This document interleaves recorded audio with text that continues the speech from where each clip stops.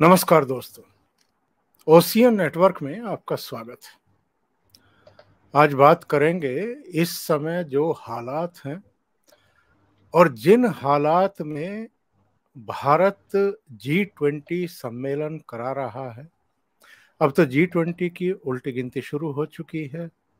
हम 3 सितंबर में हैं और 7 सितंबर से मेहमान आने शुरू हो जाएंगे।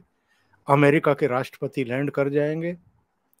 अभी कुछ और ऐसी उपलब्धियां भारत के नाम हुई हैं जो अतीत में किसी के नाम नहीं रही। चंद्रमा पर तो 3 देश और भी हमसे पहले उतरे हैं, लेकिन दक्षिण ध्रुव पर हम ही उतरे हैं, अब से पहले कोई नहीं। और जिस दिन हम बात कर रहे हैं, इससे एक दिन पहले आदित्य L1 यानी सूर्य मिशन के लिए रवाना किया गया है, लॉन्च किया गया है।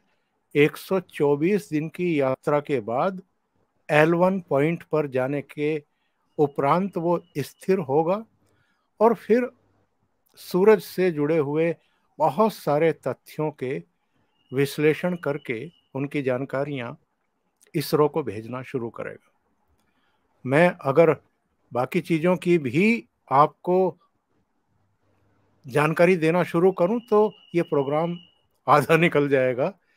इसलिए हम एक ऐसे एक्सपर्ट के पास सीधे चलते हैं जो भारत के इस बदलते हुए समय के साक्षी भी हैं, बहुत गंभीर विश्लेषक भी हैं, और जो इस समय देश के भीतर और देश के बाहर चल रहा है और जिस तरीके से भारत की इस प्रोग्रेस को वो लोग प्रभावित करने की कोशिश कर रहे हैं, उन पर भी बहुत करीबी और बारीक नज़र रखते हैं।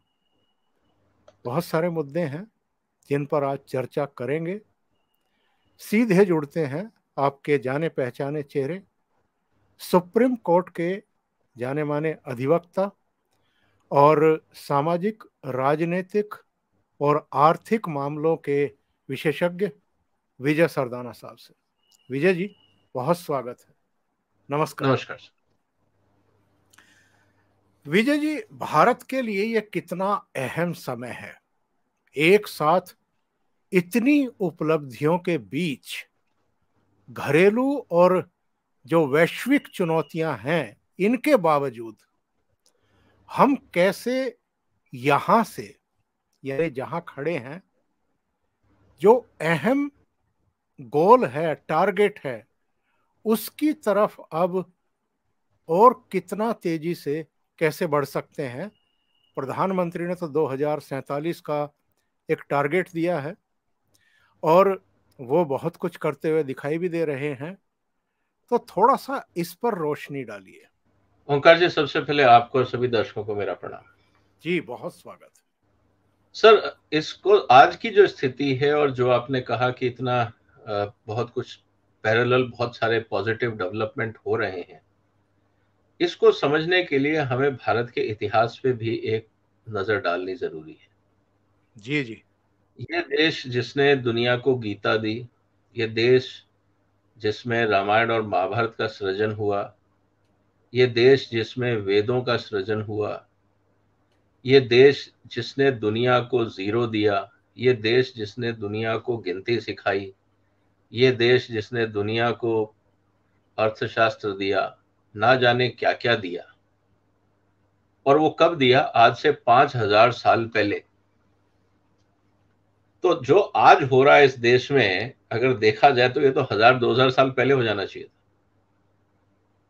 अगर हम उस रफ्तार को देखें, उस समय को देखें सर, जब हमारी गणनाएं, हमारे पास ये मॉडर्न टूल नहीं थे जो आज हैं, उस समय भी हमारे यहाँ पे गणनाएं सटीक होती थी। हमारा पंचांग आज का तो नहीं है ना सर। महाभारत के समय भी पंचांग होते थे, रामायण के समय भी पंचांग होते थे। वो पंचांग का कैलकुलेशन कैसे होता था? वो भी तो स्पेस था ना सर, खगोलीय विद्या थी। जब हम उस समय धरती पे बैठ के चांद तारों का आकलन करके और सटीक पंचांग बना लेते थे, तो आप सोचिए सर, साइंस कहाँ थी। हमें तो शायद सैटेलाइट की जो कहा जाता है कि जरूरत तो अब पड़ रही है, वहां तो लोग बैठ के धरती पे बैठ के गणनाएं करते थे और वो सटीक निकलती थी। तो आज अगर उनको सैटेलाइट डिजाइन करने को कहा जाता और उनको बताया जाता कि आगे और क्या स्टडी करनी है, तो मुझे लगता है कि हम तो बहुत बड़ा चमत्कार कर रहे होते और दुनिया उससे लाभान्वित हो रही होती। तो मुझे इस देश की क्षमता पे और इस देश की काबिलियत पे, इस देश के टैलेंट पे अगर किसी को शक कभी भी हुआ है तो उसकी अपनी अज्ञानता के कारण ही हुआ होगा, इस देश की क्षमता के कारण नहीं हो सकता। और अज्ञानी लोग अगर ये बोले कि नहीं हमने सब कुछ वेस्ट से लिया है, तो यार ये बता दो कि जब हिंदुस्तान में शास्त्रास्त्र होते थे, जब चोला टेम्पल्स बने थे, जब हिंदुस्तान में एक से एक बड़े काम हो रहे थे, उस समय ये लोग थे कहां? ये सब आदिवासी जंगलों में घुमा करते थे। तो ये कहना कि हम वेस्ट से ज्ञान लाए हैं, सर ये तो अपने आप में विचित्र है। ये सिर्फ वो है कि जिसकी जितनी सोच हो उसी को जस्टिफाई करेगा। जिसको 500 साल से पहले का पता नहीं, तो उसको तो लगता है दुनिया 500 साल पहले ही शुरू हुई।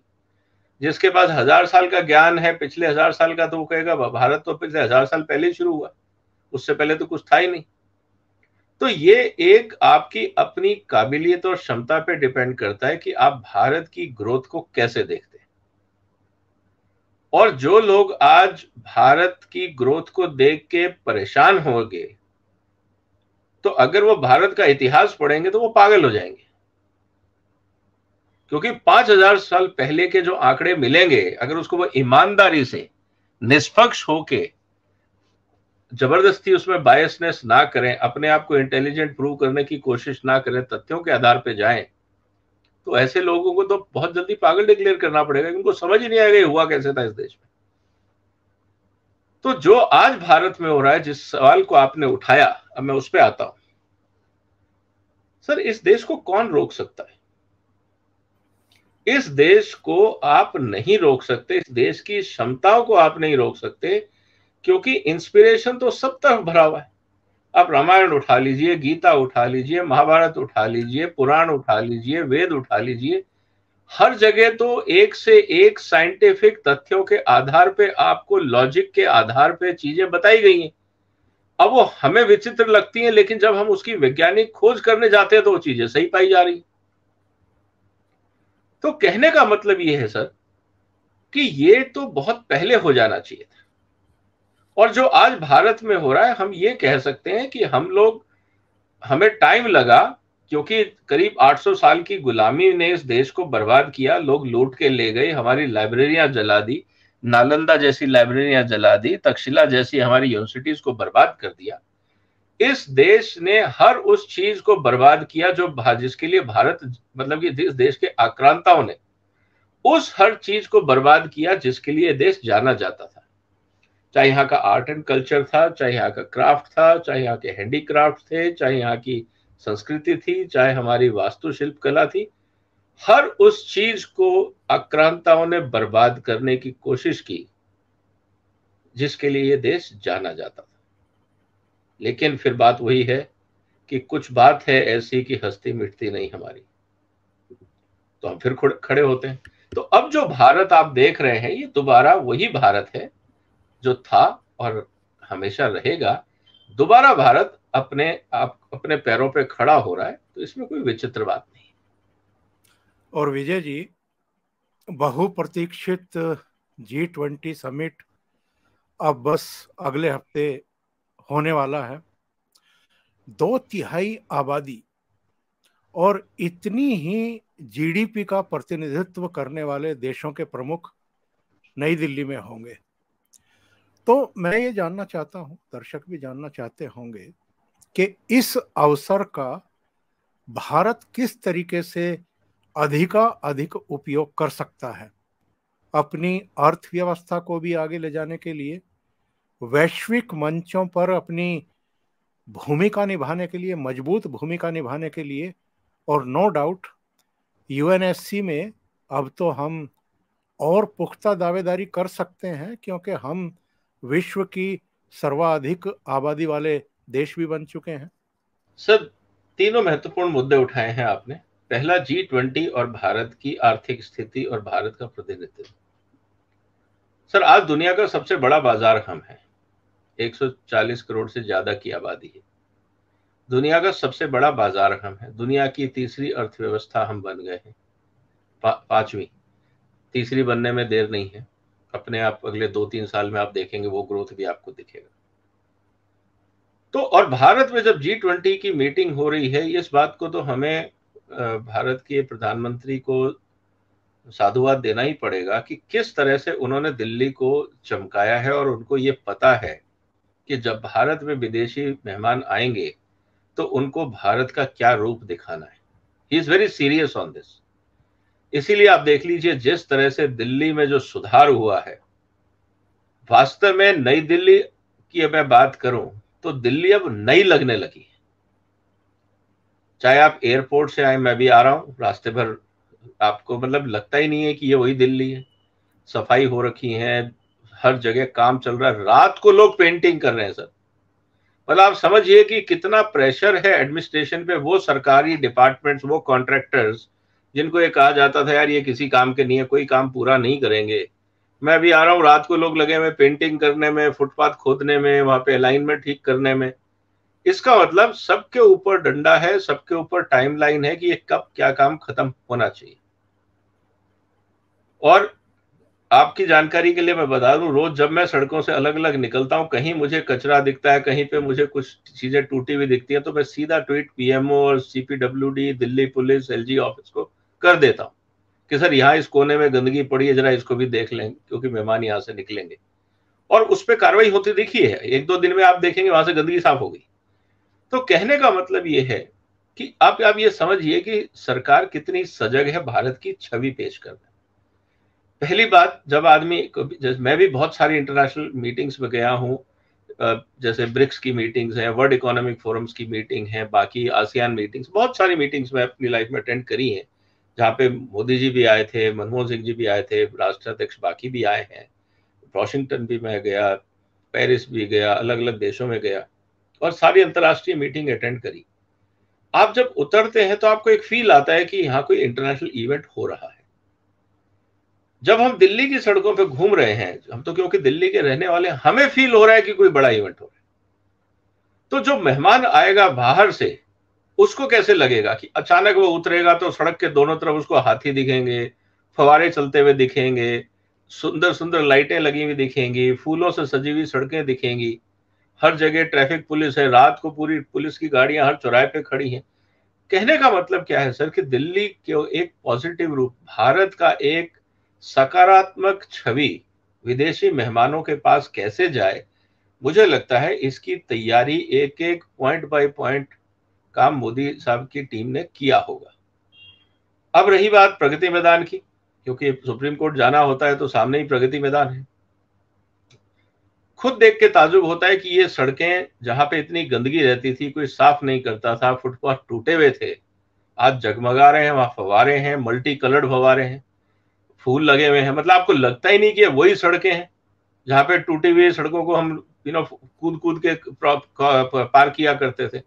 आज वो वर्चुअली ऐसा लगता है कि आप वहां वॉकिंग ट्रैक बना दिया है, इतना सुंदर। तो कहने का मतलब है कि सर हर छोटी बड़ी चीज का ध्यान है। और जिस तरह से भारत मंडप बनाया है, जब विदेशी मेहमान उसके अंदर बैठ के मीटिंग करेंगे तो उनको भारत की भव्यता दिखेगी, भारत का आर्ट एंड कल्चर दिखेगा, और बहुत कुछ होगा। क्योंकि अभी पब्लिक के लिए ओपन नहीं है तो हम ज्यादा कमेंट नहीं कर पाएंगे क्योंकि विजिट नहीं किया है।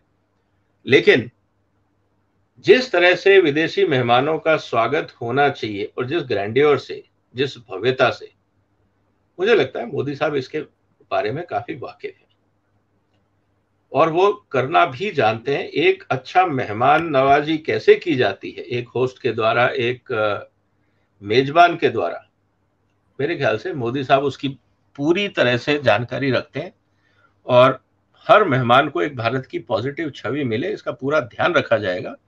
हाँ, अब ये हम लोगों के ऊपर है, हम भारतीयों के ऊपर है कि जब विदेशी मेहमान इस देश में आए तो हम कुछ ऐसा उल्टा सीधा ना करें just to score a political point और to show our nuisance value.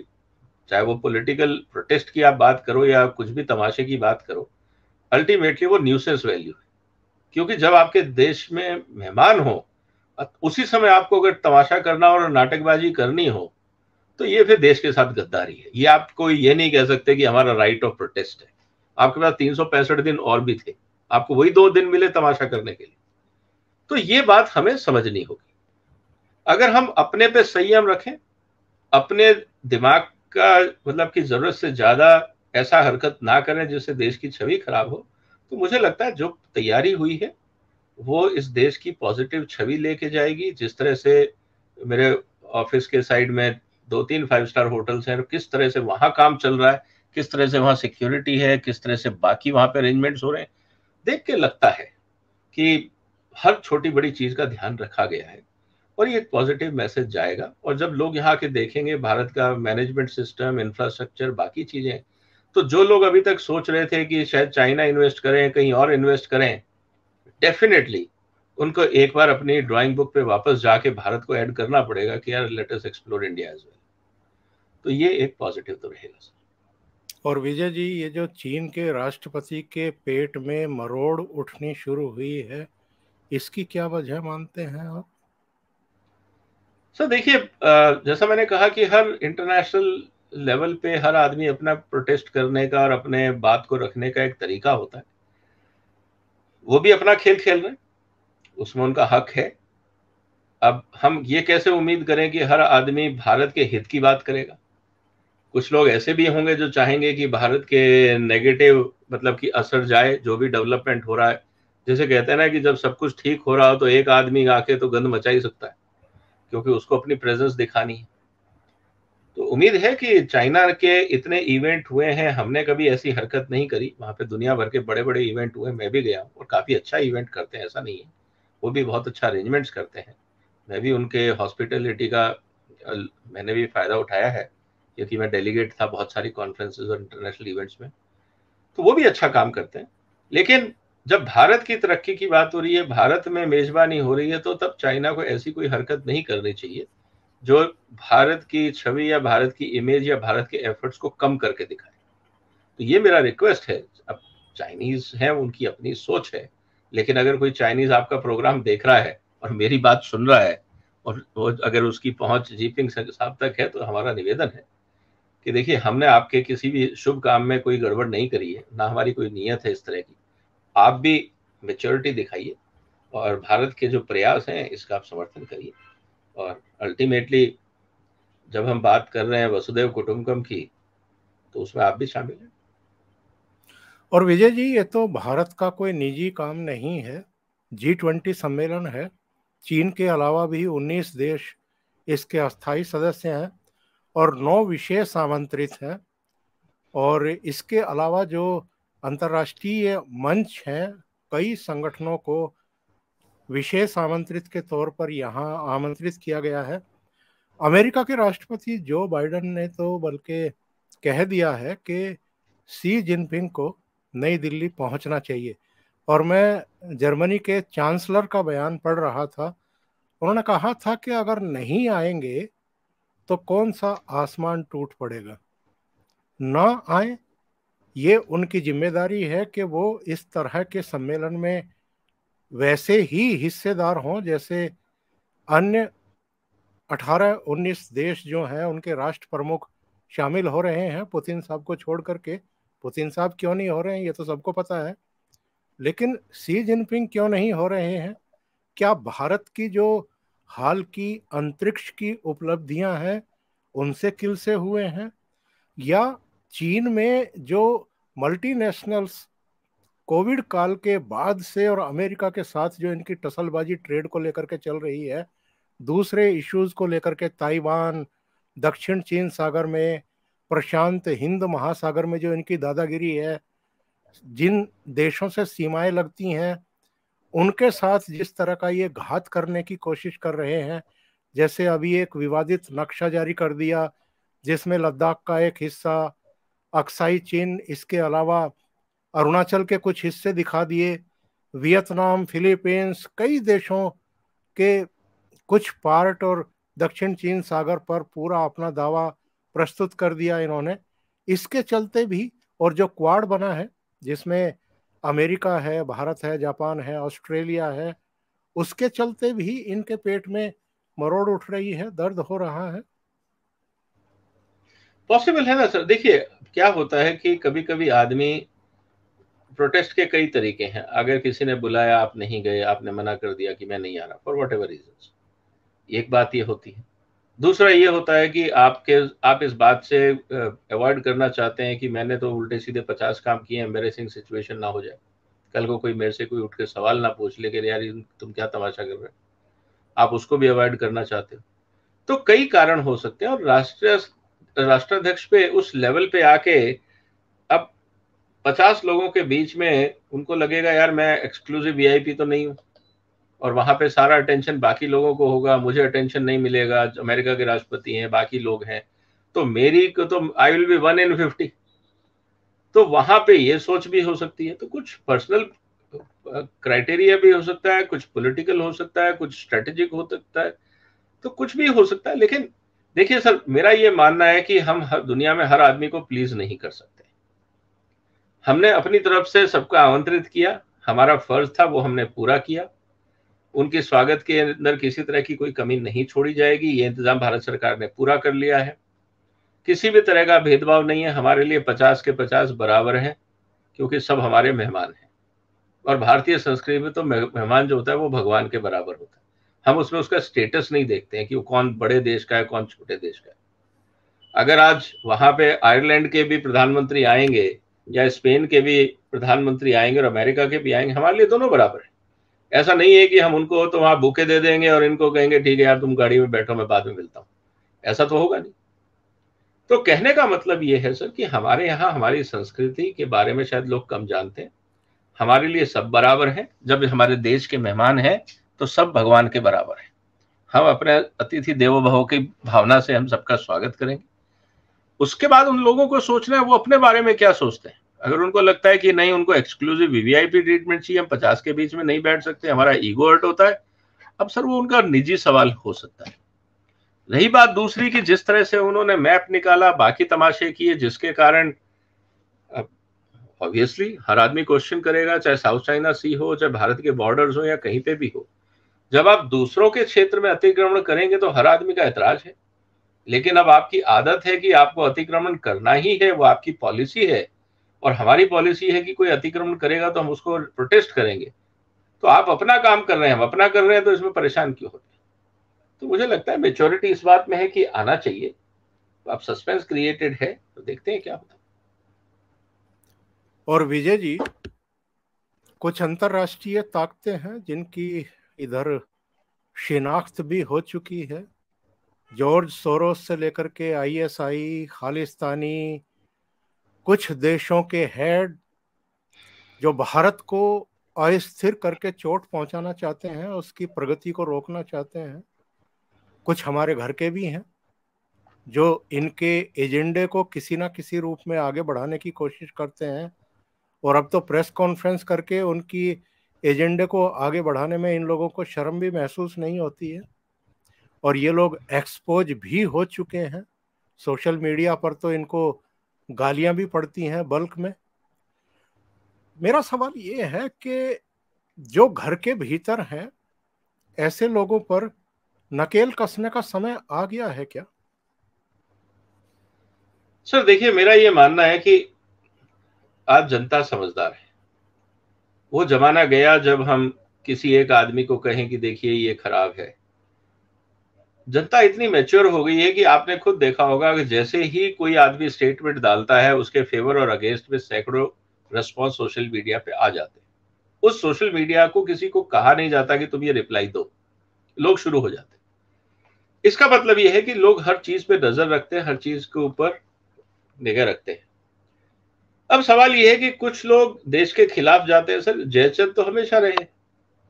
आज भी आप किसी भी डिपार्टमेंट, इवन हिंदुस्तान की सीक्रेट एजेंसी, जो सिक्योरिटी एजेंसीज है, इंटेलिजेंस एजेंसीज है, उनको भी क्या डर लगा रहता है कि हम में से कोई भेदी तो नहीं है। जबकि वो हायर करते हैं, उनको तनख्वाह देते हैं, सब कुछ करते हैं देश की सुरक्षा के लिए। लेकिन उनमें भी गद्दार हैं जो तनख्वाह लेते हैं, नौकरी करते हैं, डेजिग्नेशन लेते हैं, सब कुछ लेते हैं और बैठ के दुश्मन के लिए काम करते हैं। तो कहने का मतलब है सर, ये तो एक ह्यूमन सिस्टम है। चाणक्य से लेकर आज तक, आप लाक्षागृह क्या था सर? महाभारत में लाक्षागृह क्या था? तो हर तरह के, और पाखंडी रामायण में रावण ने जब साधु का रूप रखा तो वो क्या था? तो ऐसा नहीं है कि ऐसे लोग मिलेंगे नहीं। लाक्षागृह बनाने वाले भी लोग मिलेंगे जिसमें वो चाहेंगे कि लोग जल जाए।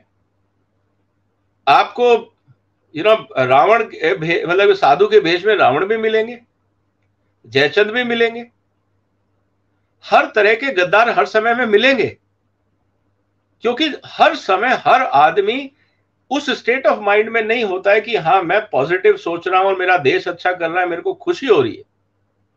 ऐसी मानसिकता हमेशा समाज में रहती है कि जब आपका देश तरक्की कर रहा है, समाज तरक्की कर रहा है, आप तरक्की कर रहे हैं, वो कुंठा पे ग्रसित है। उनको इसी बात का फ्रस्ट्रेशन है कि इसको प्रोग्रेस को रोका जाए। जैसे शेयर मार्केट में भी हम कहते हैं कि कुछ बुल्स होते हैं, कुछ बियर्स होते हैं। कुछ होते हैं जो चाहते हैं शेयर मार्केट आगे बढ़े, कुछ ऐसे होते हैं जो चाहते हैं शेयर मार्केट क्रैश हो तो मेरा फायदा हो। तो ये ह्यूमन टेंडेंसी है सर। मुझे लगता है कि ऐसी ताकतों के चक्कर में अगर हम टाइम वेस्ट करेंगे तो हम कुछ नहीं कर पाएंगे। हमें अपना काम करना है। हमने चंद्रयान छोड़ा, सेकंड के समय जब फेल हुआ तो बहुतों ने तमाशे उठाए, थर्ड में हमने उनसे बेहतर करके दिखा दिया, अनुमान से ज्यादा अच्छा हो गया। आदित्य का लॉन्च हो गया, सक्सेसफुल हुआ फर्स्ट अटेम्प्ट में। आने वाले दिनों में देखेंगे और कुछ जानकारियां आएंगी, और लॉन्चेस बाकी हैं। कहने का मतलब ये है कि सर हमें तो पॉजिटिव काम करके आगे बढ़ते जाना है।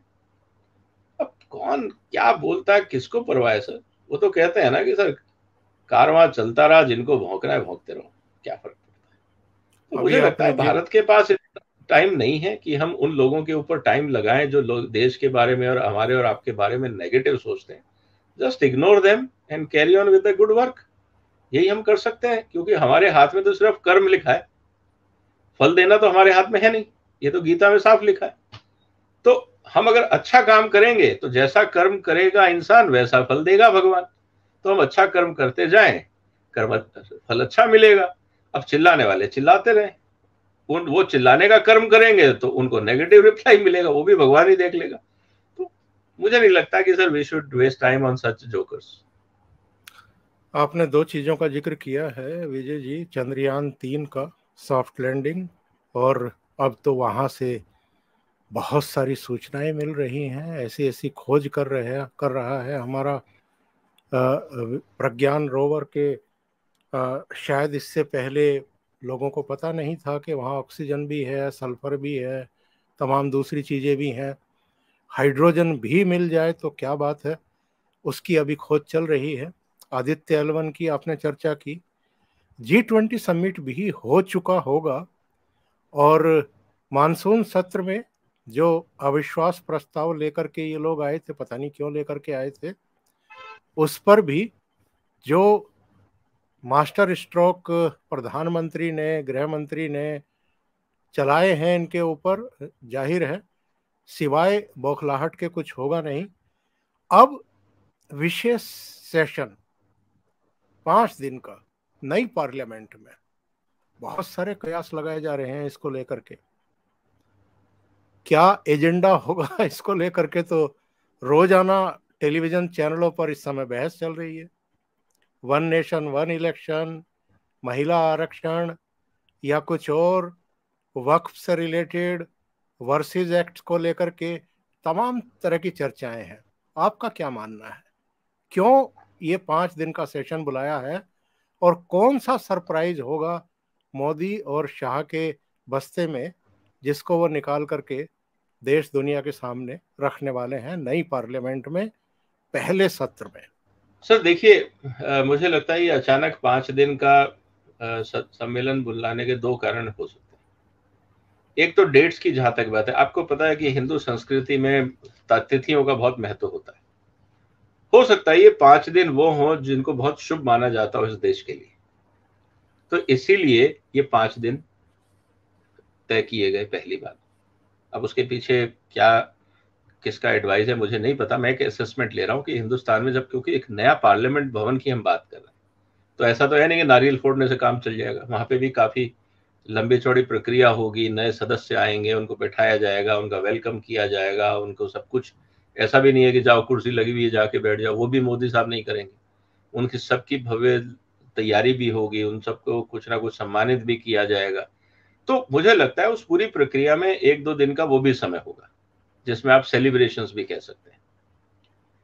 अब रही बात उसके बाद कि बिल क्या होंगे, मुझे लगता है जो अभी अर्जेंट डेवलपमेंट्स हुए हैं भारत में, कुछ सुप्रीम कोर्ट के ऑर्डर्स आए थे, कुछ भारत सरकार के कार्यक्रम थे जो इनकी उनको घोषणा करनी थी, उससे संबंधित कुछ बिल हो सकते हैं। उदाहरण के लिए आपका चीफ इन्वेस्टिगेटिंग ऑफिसर, अभी तक भारत में वो नहीं है, तो वो बिल लाना पड़ेगा, क्योंकि आपको वो पोजीशन क्रिएट करनी है, उसके लिए बजट क्रिएट करना है, उसको एक लेजिटिमेसी देनी है। नहीं तो आप chief information commissioner under which act, ऐसा तो कोई प्रावधान है नहीं। तो मुझे लगता है कि एक उसको लेजिटिमेसी देने का वो प्रोग्राम होगा। इलेक्शन टाइम है, महिलाओं के सशक्तिकरण की प्रधानमंत्री जी बात करते हैं, तो हो सकता है कि 33% महिलाओं को आरक्षण की बात में भी मोदी साहब कुछ कदम उठा लें। उसके अलावा जो बाकी पेंडिंग इश्यूज हैं, हो सकता है कि यूसीसी का ड्राफ्ट टेबल कर दिया जाए कि ये हमने बनाया, आप इस पे देखिए। जैसे पिछले सदन में हमने देखा कि 3 कानून जो थे सीआरपीसी और एविडेंस को लेके, तो वो हुआ। तो हो सकता है इस तरह के जो पेंडिंग काम हैं उनको पूरा करने के लिए मोदी साहब कुछ प्रपोजल डाल दें। और हमेशा ऐसा होता ही है कि पाथ ब्रेकिंग काम और सरप्राइज एलिमेंट मोदी जी के पार्ट ऑफ एक्टिविटी है। तो सरप्राइज एलिमेंट है तो हम भी सरप्राइज को ही रखते हैं, हम क्यों गेस वर्क करें। तो वही बात है सर। तो मेरे हिसाब से 4-5 चीजें हैं जिनको लेके ये सदन सेशन बुलाया गया। विजय जी, बहुत बहुत धन्यवाद आपका। आपने इतना समय निकाला ओशियन नेटवर्क के लिए और बहुत महत्वपूर्ण मुद्दों पर आपने चर्चा की। Thank you so much. नमस्कार। Thank you sir. नमस्कार। वंदे मातरम। वंदे मातरम।